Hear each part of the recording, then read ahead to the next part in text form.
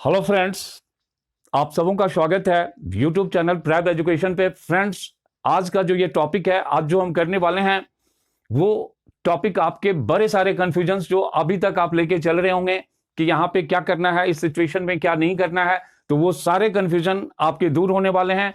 तो आप इस वीडियो को पूरा देखें और अगर अब तक आपने सब्सक्राइब नहीं किया है तो सब्सक्राइब कर लें। तो फ्रेंड्स, चलिए देखते हैं कि ट्रांजिटिव और इंट्रांजिटिव वर्ब क्या होते हैं।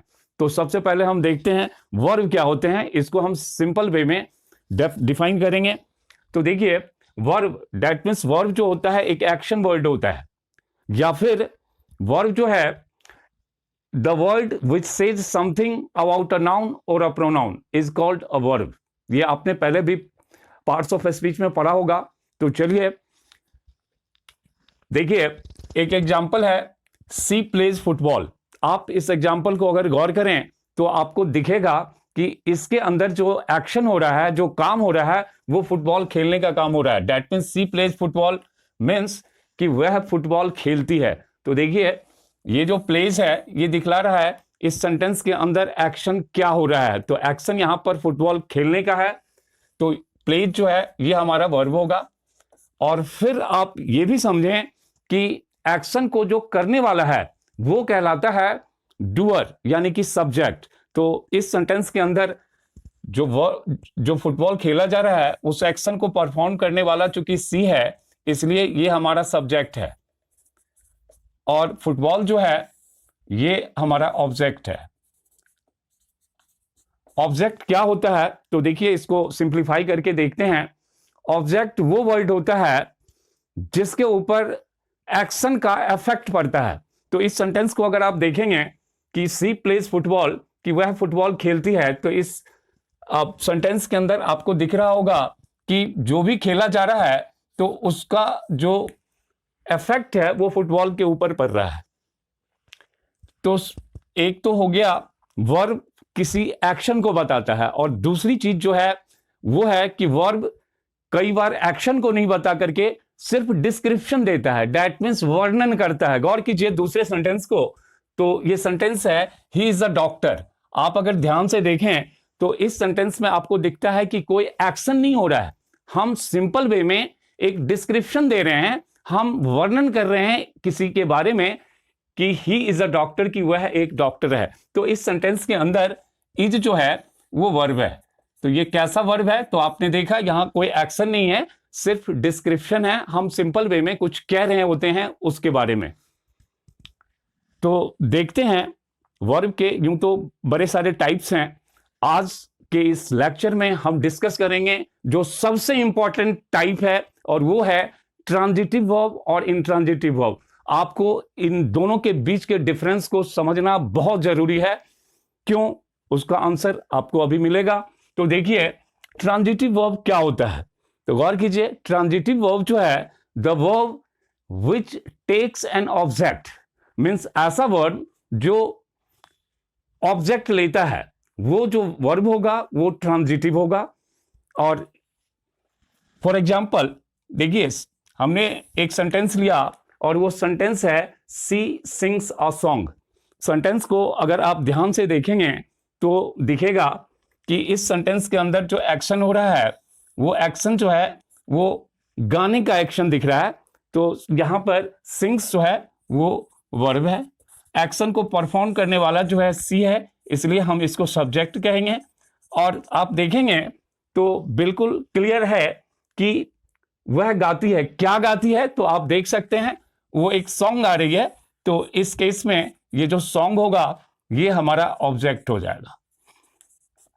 तो यहां पर अगर आपसे पूछा जाए कि इस सेंटेंस के अंदर सिंग जो है वो किस तरह का वर्ब है, तो ये वर्ब जो है वो ट्रांजिटिव वर्ब है। ट्रांजिटिव वर्ब क्यों है, क्योंकि इसके ठीक बाद आप ध्यान से देखेंगे तो दिख रहा है कि सिंग्स के ठीक बाद जो है अ सॉन्ग का यूज हुआ है, और अ सॉन्ग जो है यहां पर ऑब्जेक्ट है, इसलिए सिंग एक ट्रांजिटिव वर्ब है। एक दूसरे एग्जांपल से और अच्छी तरह से समझते हैं इसको। देखिए, नेक्स्ट सेंटेंस है आई ईट एन एप्पल।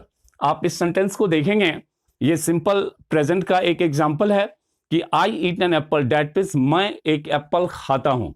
तो इस सेंटेंस के अंदर जो है ईट फिर वर्ब है, ये तो दिख रहा है क्योंकि एक्शन बिल्कुल क्लियर है कि यहां पर खाने का एक्शन हो रहा है। तो ये ईट जो है ये वर्ब है, और वर्ब किस टाइप का है, तो ये चूंकि इसके ठीक बाद जो है हमने ऑब्जेक्ट का यूज किया है, और वो ऑब्जेक्ट है एन एप्पल, इसीलिए अगेन आप कह सकते हैं ईट जो है वो हमारा ट्रांजिटिव वर्ब है।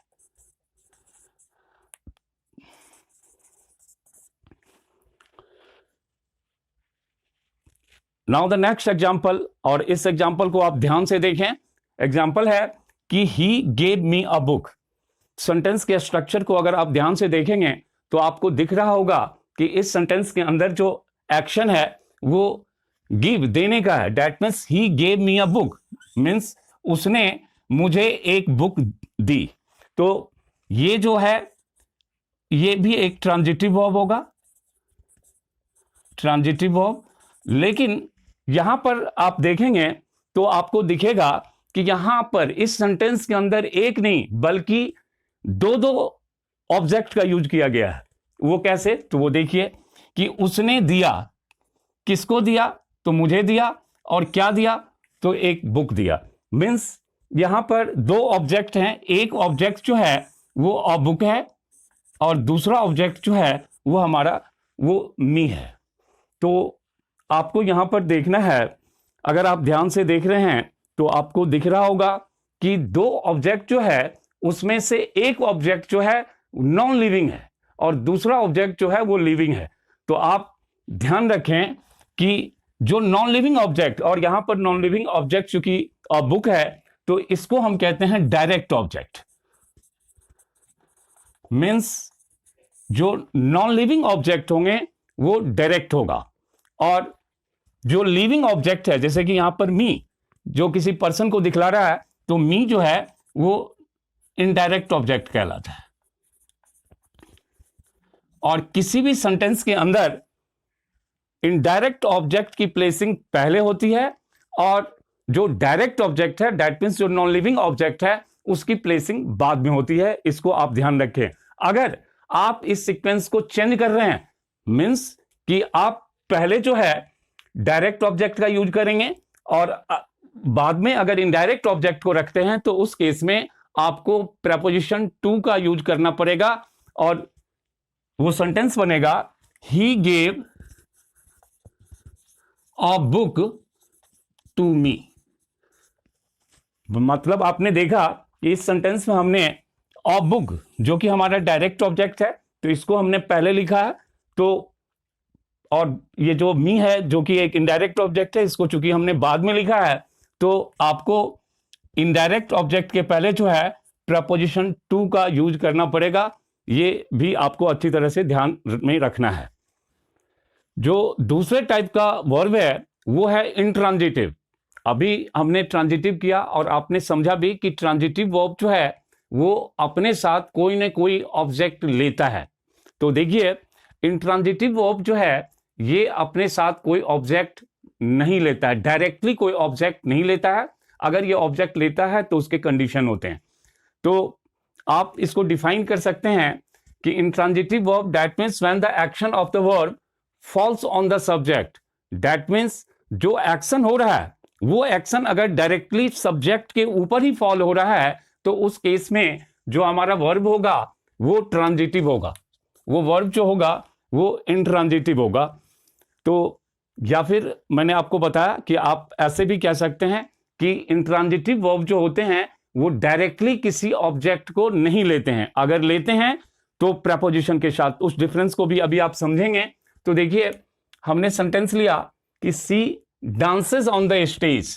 दैट मीन्स हमने कहना चाहा कि वह स्टेज पर डांस करती है। तो यहां जो है इस सेंटेंस के अंदर जो हमारा वर्ब है वो वर्ब है डांस। दैट मीन्स है डांसेस इज वर्ब। और अगर आपसे पूछा जाएगा कि ये किस टाइप का वर्ब है तो ध्यान दीजिए ये जो है इंट्रांजिटिव वर्ब है। इंट्रांजिटिव वर्ब क्यों है? क्योंकि डांसेस के बाद जो हमने ऑन द स्टेज लिखा है वो इस सेंटेंस में ऑब्जेक्ट नहीं है। कैसे वो भी आप देखिए। तो पहले तो हम ये लिखते हैं कि डांसेस जो है वो इंट्रांजिटिव वर्ब है, इंट्रांजिटिव वर्ब। सिमिलरली जो नेक्स्ट सेंटेंस हमारा है कि I go to school daily, that means मैं डेली स्कूल जाता हूं। तो यहां पर भी आप देखेंगे तो जो हमारा वर्ब है वो गो है, तो गो भी जो है एक इंट्रांजिटिव वर्ब है। क्यों है? तो आप देख सकते हैं कि गो के बाद जो स्कूल आया है तो ये स्कूल जो है इसका डायरेक्ट वर्ब, डायरेक्ट ऑब्जेक्ट नहीं है। इस चीज को भी आप ध्यान रखें। मैं आपको एक ऐसा ट्रिक दे रहा हूं, अगर आपने उसको फॉलो किया तो उससे आप आसानी से पता लगा लेंगे कि वर्ब जो है वो ट्रांजिटिव है या इंट्रांजिटिव है। तो क्या करना है कि आप कोई भी सेंटेंस है तो आप उसमें व्हाट या फिर whom लगा करके क्वेश्चन करें।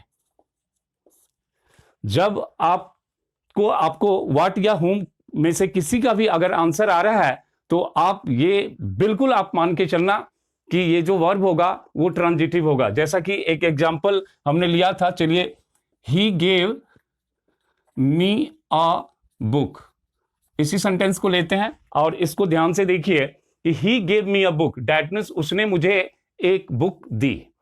तो इस सेंटेंस के अंदर अगर व्हाट लगा करके क्वेश्चन करें कि what did he gave to me, उसने मुझे क्या दिया, तो आपका आंसर आ रहा है अ बुक। तो ये अ बुक जो होगा, चूंकि हमने व्हाट से क्वेश्चन किया है तो ये जो होगा ये एक नॉन लिविंग ऑब्जेक्ट आपको मिलेगा व्हाट से अगर आप क्वेश्चन करते हैं। जब आप whom लगा करके क्वेश्चन करेंगे और सेंटेंस के अंदर कोई इनडायरेक्ट ऑब्जेक्ट होगा तो उसका आंसर आ जाएगा। जैसे इसी सेंटेंस में अगर हम whom लगा करके क्वेश्चन करें, whom did he give a book, हम क्वेश्चन बनाएंगे तो वो बनेगा whom did he give a book, कि उसने बुक किसको दिया। तो इसका आंसर जो आएगा वो मी आएगा। जो आप देख रहे हैं ये जो है वो एक जो है लिविंग ऑब्जेक्ट है। ये लिविंग ऑब्जेक्ट या इसी को हम जो है कहते हैं इनडायरेक्ट ऑब्जेक्ट। और यहां बुक जो है ये आपने देखा, ये हमारा जो है चूंकि नॉन लिविंग जो है वो डायरेक्ट ऑब्जेक्ट होता है, तो यहां पर नॉन लिविंग बुक है, तो बुक एक डायरेक्ट ऑब्जेक्ट है। तो आप इस तरह के क्वेश्चन करके ट्रांजिटिव और इंट्रांजिटिव वर्ब के बीच के डिफरेंस को पता लगा सकते हैं। सेंटेंस में आप ये पता लगा सकते हैं कि सेंटेंस में वर्ब जो है वो ट्रांजिटिव है या इंट्रांजिटिव है। आप कहेंगे कि मैं इसके ऊपर इतना फोर्स क्यों दे रहा हूं कि आपको अच्छी तरह से इसको समझना ही चाहिए। तो उसका रीजन है, आप काफी बार जब ट्रांसलेशन कर रहे होंगे हिंदी से इंग्लिश के अंदर तो एक कंफ्यूजन आमतौर पे जो होती है कि मैं इसके बाद प्रेपोजिशन डालूं या ना डालूं, प्रेपोजिशन डालूं तो क्या डालूं। तो देखिए, आपको इतना समझना है कि अगर वर्ब उस सेंटेंस के अंदर ट्रांजिटिव होगा तो आपको किसी भी तरह के प्रेपोजिशन को वहां पर डालने की बिल्कुल जरूरत नहीं है। अगर वो इंट्रांजिटिव वर्ब होगा तो आपको जो है प्रेपोजिशन डालना ही पड़ेगा। अगर इंट्रांजिटिव में है, अगर आपने प्रेपोजिशन नहीं डाला तो आपका सेंटेंस गलत हो गया, या फिर वर्ब ट्रांजिटिवली यूज हुआ है, वर्ब वहां पे ट्रांजिटिव है, तो उस केस में आपने प्रेपोजिशन डाल दिया तो भी आप गलत हो जाते हैं। तो बहुत ही जरूरी है कि आप इस डिफरेंस को समझें, और मैंने आपको बता दिया कि आप किस तरह से सेंटेंस के अंदर ये आइडेंटिफाई करेंगे कि जो वर्ब है वो ट्रांजिटिव है या इंट्रांजिटिव है। उसके लिए एक सिंपल सा ट्रिक जो बताया, आप व्हाट या whom लगा करके क्वेश्चन करके आप इसको देख सकते हैं। तो फ्रेंड्स, ऐसा है कि इंग्लिश के अंदर बड़े सारे वर्ब ऐसे हैं जिनका यूज सिर्फ ट्रांजिटिव में होता है, बड़े सारे ऐसे भी वर्ब हैं जिनका यूज सिर्फ इंट्रांजिटिव में होता है, लेकिन कुछ ऐसे भी वर्ब्स हैं जिनका यूज दोनों तरह से होता है। कि वो वर्ब ट्रांजिटिव है या इंट्रांजिटिव, वो वहां पर डिपेंड करता है कि उसको हमने यूज कैसे किया है। तो कौन से वर्ब ट्रांजिटिव हैं, कौन से इंट्रांजिटिव है, तो फ्रेंड्स हम इसकी डिस्कशन एडवांस कोर्स में करेंगे, क्योंकि यहां पर वीडियो की लेंथ काफी लंबी हो जाएगी, जो हो सकता है आप बोर हो जाएं। तो बेटर है एडवांस कोर्स में हम उन चीजों को देखेंगे, लेकिन मैं आपको यहां पर कुछ हिंट्स जरूर दे सकता हूं। और यहां पर देखिए कि किस तरह से एक ही वर्ब यूज के हिसाब से कहीं पर ट्रांजिटिव है और कहीं पे इंट्रांजिटिव है। आप इसको भी अच्छी तरह समझें, गौर कीजिए। एक सेंटेंस हमने लिया कि वाटर बॉइल्स, दैट मीन्स पानी बॉयल होता है, उबलता है। तो आप देखेंगे तो इस सेंटेंस में आपको दिख रहा होगा कि बॉयल जो है वो एक वर्ब है, लेकिन इसके बाद हमने किसी भी तरह के ऑब्जेक्ट का यूज नहीं किया है।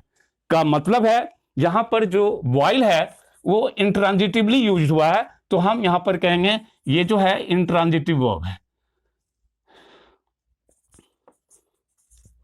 अब बॉयल वर्ब का ही दूसरा स्ट्रक्चर आप समझें, और ये सेंटेंस हमारा है कि सी बॉइल्ड सम वाटर। हमने कहना चाहा कि उसने कुछ वाटर को बॉयल किया, उबाला। तो आप देखिए, अगर यहां पर इस रूल का यूज करते हुए अगर आप क्वेश्चन करेंगे कि व्हाट डिड सी बॉयल, कि उसने क्या उबाला, तो आपका आंसर क्या आ रहा है? Some water. क्योंकि यहां पर इस सेंटेंस के अंदर हमारा जो ऑब्जेक्ट है वो नॉन लिविंग है, दैट मीन्स डायरेक्ट ऑब्जेक्ट का यूज हुआ है, तो आपको इसका आंसर आ गया। तो ये हो गया हमारा डायरेक्ट ऑब्जेक्ट। तो यहां पर अगर आप कहेंगे तो बॉयल का यूज जो हुआ है वो ट्रांजिटिव वर्ब की तरह हुआ है, इसलिए इस केस में ये जो है वो ट्रांजिटिव वर्ब है। अब देखिए, हमने एक दूसरा सेंटेंस लिया कि the school is running well, that means school बढ़िया चल रहा है, ठीक ठाक चल रहा है।